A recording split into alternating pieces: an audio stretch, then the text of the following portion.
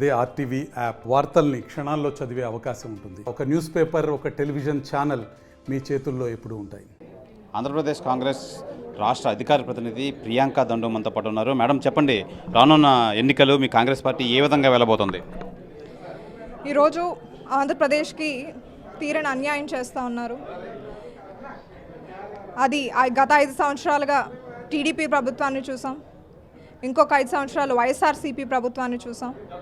రాష్ట్ర విభజన అయిన తర్వాత కాంగ్రెస్ పార్టీ రాష్ట్రానికి అన్యాయం జరగకూడదని చెప్పేసి, రాష్ట్రం అభివృద్ధి చెందాలని చెప్పేసి కాంగ్రెస్ పార్టీ ఆంధ్రప్రదేశ్కి ప్రత్యేక హోదా ఇస్తానని చెప్పింది.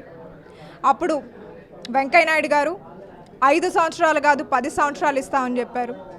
ఈరోజు అదే పార్టీ అది ముగిసిన అధ్యయనం అని చెప్తా ఉంది.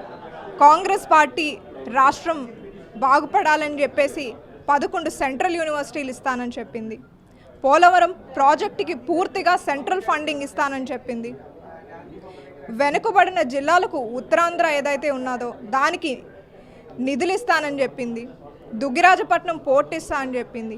కడప స్టీల్ ప్లాంట్ ఇస్తానని చెప్పింది. మరి ఇన్ని అంశాలు ఆ రోజు కాంగ్రెస్ పార్టీ రాష్ట్రానికి అన్యాయం జరగకూడదు, హైదరాబాద్ని తలతన్నే ఒక క్యాపిటల్ని నిర్మిస్తానని చెప్పింది. ఇదంతా కూడా రాష్ట్ర ప్రజల అభివృద్ధిని మనసులో పెట్టుకొని ఆ రోజు కాంగ్రెస్ పార్టీ హామీ ఇస్తే, ఆ తర్వాత వచ్చిన బీజేపీ ప్రభుత్వం ఇవన్నీ ఒక ముగిసిన అధ్యయనం అంటున్నాయి. ఆ తర్వాత పోనీ టీడీపీ, వైఎస్ఆర్సీపీ వీళ్ళైనా రాష్ట్రం కోసం, రాష్ట్ర ప్రజల కోసం పోరాడతారంటే అది కూడా లేదు. మనందరం చూసాం, టీడీపీ, వైఎస్ఆర్సీపీ అనేక అంశాల్లో బీజేపీకి మద్దతు ఇచ్చింది. చాలా బిల్లులు ఏవైతే బీజేపీ పార్లమెంట్లో పాస్ చేసిందో వాటన్నిటికీ కూడా వీళ్ళందరూ మద్దతు ఇచ్చారు. మొన్న సిఏఏ కానివ్వండి, ప్రెసిడెన్షియల్ ఎలక్షన్స్లో కానివ్వండి, వైస్ ప్రెసిడెంట్స్ ఎలక్షన్స్ జరిగినప్పుడన్నా ఒక మాటన్నా అడగొచ్చు, క్వశ్చన్ చేయొచ్చు కదా. మా హక్కులు మీరు ఇవ్వండి, మాతో మీరు నించుంటారని చెప్పండి, మీకోసం మేము పోరాడతాం, ఆంధ్రప్రదేశ్ రైట్స్ కోసం అని ఒకరంటే ఒక్క పార్టీ కూడా అడగలేదు. ఈరోజు డైరెక్ట్గా బీజేపీతో పొత్తు పెట్టుకుంటున్నారు. టీడీపీ కానివ్వండి, వైఎస్ఆర్సీపీ కానివ్వండి, జనసేన పార్టీ కానివ్వండి. అంటే ఇప్పుడు ఇదంతా కూడా ఎలక్షన్స్ కోసమే మేము పవర్లోకి రావాలనే ఒక ఇంటెన్షనే తప్ప ఆంధ్రప్రదేశ్ బాగుండాలి, ఆంధ్రప్రదేశ్ ప్రజలు బాగుండాలి, వీళ్ళ రైట్స్ కోసం ఫైట్ చేయాలని చెప్పి ఏ పార్టీ కూడా ఈరోజు ఆంధ్రప్రదేశ్ ప్రజల కోసం ఆలోచించే పొజిషన్ లేదండి. మేడం చెప్పుకోవచ్చు, ఇప్పుడు బీజేపీ కానీ టీడీపీ కానీ జనసేన కానీ పొత్తులో వెళ్తున్నారు. ఓ పక్కన అధికారంలో ఉన్న కాంగ్రెస్ పార్టీ దూడుగా ముందుకెళ్ళిపోతుంది. వీళ్ళిద్దరిని మొత్తం ఈ నలుగురిని ఎదిరించి మీ కాంగ్రెస్ పార్టీ ఏ విధమైన పన్నాగాలు పొందుతుంది, ఏ విధంగా ముందుకెళ్ళిపోతున్నారు? మొన్న కర్ణాటక ఎలక్షన్స్ అంతవరకు కూడా మనం అనుకోలేదు కాంగ్రెస్ పార్టీ వస్తుందని. తెలంగాణలో 3 months బ్యాక్ వరకు మనం అనుకోలేదు కాంగ్రెస్ పార్టీ పవర్లోకి వస్తుందని చెప్పి. బట్ కాంగ్రెస్ పార్టీ పవర్లోకి వచ్చింది. ఈరోజు రాష్ట్రంలో అన్ని పార్టీల మీద వ్యతిరేకత ఉంది. పోనీ టీడీపీ, జనసేన అయినా ఆంధ్ర స్పెషల్ కేటగిరీ స్టేటస్ కోసం ఫైట్ చేస్తారంటే అది కూడా లేదు. ఇప్పుడు it's very clear, they are going in an alliance.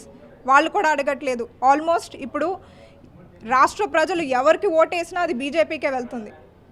మీరు వైఎస్ఆర్సీపీకి ఓటేసినా వెళ్ళి బీజేపీకి పార్లమెంట్లో సిఏఏ, ఎన్ఆర్సీ ఇవన్నీ చట్టాలు పాస్ చేసినప్పుడు వాళ్ళకి ఓటేస్తారు. టీడీపీకి ఓటేసినా టీడీపీ పొత్తులో ఉంది, జనసేనకు ఓటేసినా మళ్ళీ బీజేపీతో పొత్తులోనే ఉంది. కాబట్టి రాష్ట్ర ప్రజలు గమనిస్తున్నారు, వాళ్ళు చాలా తెలివైన వాళ్ళు.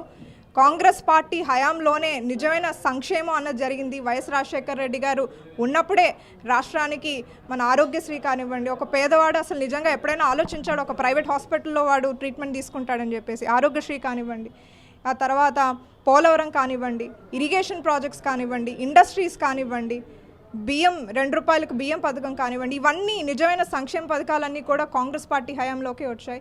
ఈరోజు రాహుల్ గాంధీ గారు న్యాయయాత్ర తర్వాత ప్రజలతో మాట్లాడి వాళ్ళ సమస్యను తెలుసుకొని అసలు నిజంగా ఈరోజు ఇండియాకి ఏం కావాలి, భారతదేశ ప్రజలకు ఏం కావాలని ఆయన తెలుసుకున్నారు.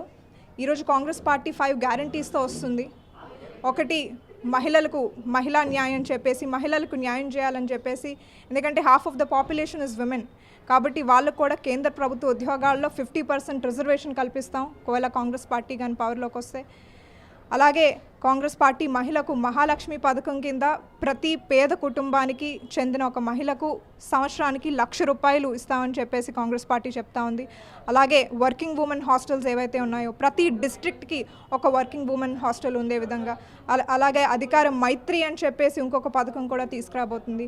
ఇదంతా ఏంటంటే ఇప్పుడు విలేజెస్లో ప్రతి పంచాయతీలోని లీగల్ ఎయిడ్ అసిస్టెన్స్ ఎలాగైతే మన 39A ప్రకారం ఒక లీగల్ ఎయిడ్ అసిస్టెన్స్ కాన్స్టిట్యూషనల్గా మనకి ఇస్తున్నారో, అదేవిధంగా ఒక లీగల్ ఎయిడ్ అసిస్టెన్స్ విలేజెస్లో ప్రతి ఒక్క మహిళకు తన రైట్స్ని కాపాడుకునే విధంగా ఒక మహిళా మైత్రిని అపాయింట్ చేయడం జరుగుతుంది. అలాగే యువతకు సంబంధించి యువ న్యాయ అని చెప్పేసి కాంగ్రెస్ పార్టీ యువతకు న్యాయం చేయాలని చెప్పేసి ఈరోజు రాష్ట్రంలో more than 40 lakh students are unemployed. Mega DSC అన్నారు, 6,000 ఉద్యోగాలతో సరిపెట్టేశారు.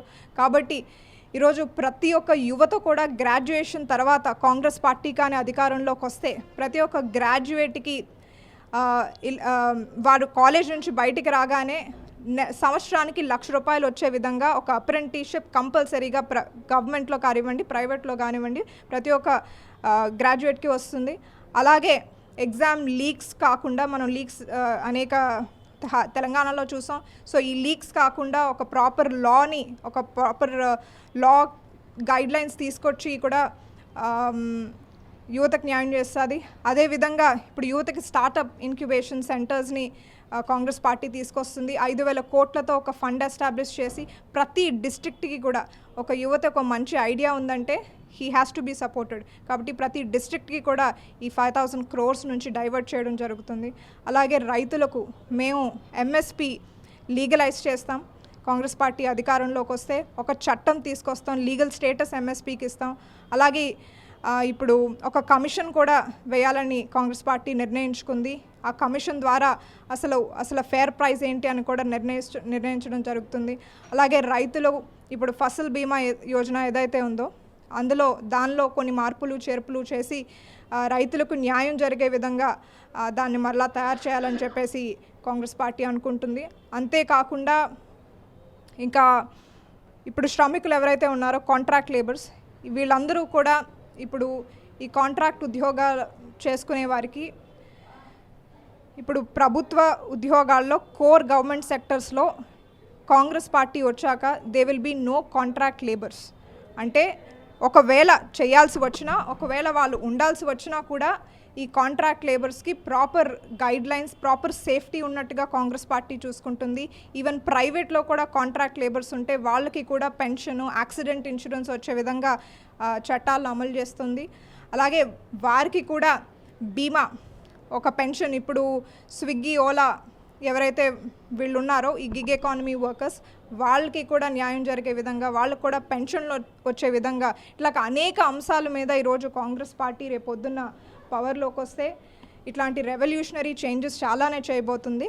సో ప్రజలు ఆలోచించాలి. మరి ఒక్కసారి రాష్ట్రానికి 10 ఏళ్ళు అయింది, ఇప్పటి వరకు ఒక రాజధాని మనం నిర్మించుకోలేదు. కాబట్టి నిజంగా ప్రజలు గుండె మీద చేసుకొని అసలు నిజంగా రాష్ట్రానికి ఎవరు న్యాయం చేస్తున్నారని చెప్పేసి వాళ్ళు మరొకసారి ఆలోచించి ఓటు వేయాల్సిందిగా కోరుకుంటున్నాను. Thank you. ఇది కాంగ్రెస్ అధికార ప్రతినిధి ప్రియాంక చెప్తున్నారు. ప్రధానంగా ఇప్పుడున్న ప్రభుత్వం కానీ అలాగే ఇంతకుముందు ప్రభుత్వం కానీ ఎటువంటి ఏపీ అభివృద్ధికి ఎటువంటి పనులు చేయలేదు. కంపల్సరీగా కాంగ్రెస్ అభివృద్ధి పనులన్నీ చేసి ఏపీని అభివృద్ధి చేసే దిశగా అయితే ప్రయత్నిస్తుంది. కంపల్సరీగా కాంగ్రెస్ని గెలిపించి ఈసారైనా అధికారంలో వచ్చేలా అందరూ ఓట్లు వేయాలని చెప్పి ప్రియాంక దండు అయితే తెలియజేస్తున్నారు. కెమెరామెన్ అజయ్తో శివరామకృష్ణ RTV విశాఖపట్నం నుంచి. మరిన్ని వీడియోస్ కోసం ఛానల్ ని సబ్స్క్రైబ్ చేయండి. లేటెస్ట్ అప్డేట్స్ కోసం వాట్సాప్ ఛానల్ ని ఫాలో చేయండి. అండ్ లింక్ డిస్క్రిప్షన్ లో ఉంది.